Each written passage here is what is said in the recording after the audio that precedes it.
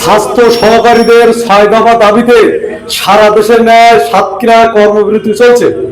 সদর উপজেলা স্বাস্থ্য সহকারীদের আয়োজনে কর্মবিরতিতে সদর উপজেলা সভাপতি মোহাম্মদ মোশাররফ হোসেনের সভাপতিত্বে প্রধান অতিথির বক্তব্য রাখেন জেলা স্বাস্থ্য পরিদর্শক সংগঠনের সভাপতি ও সদর স্বাস্থ্য পরিদর্শক ইনচার্জ আব্দুল শহীদ।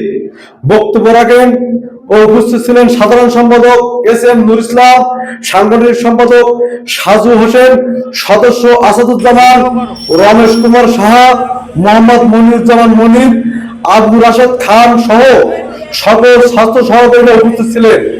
স্বাস্থ্য সহকারীদের দাবি সমূহ 14তম গ্রেড প্রদান, শিক্ষাগত যোগ্যতা স্নাতক সমমান সংযোগ, নিয়োগ বিধি সংশোধন, ইন সার্ভিস ডিপ্লোমা প্রশিক্ষণের মাধ্যমে 11তম গ্রেড উন্নতিকরণ, টেকনিক্যাল পদমর্যাদা প্রদান, পদোন্নতির ক্ষেত্রে ধারাবাহিকভাবে পরবর্তী উচ্চতর গ্রেড প্রদান সহ তাদের যৌক্তিক দাবি পূরণ করে অনতি বিলম্বে তাদের শাসা কার্যক্রম পরিচালনার জন্য সকলে জোর দাবি করেছেন।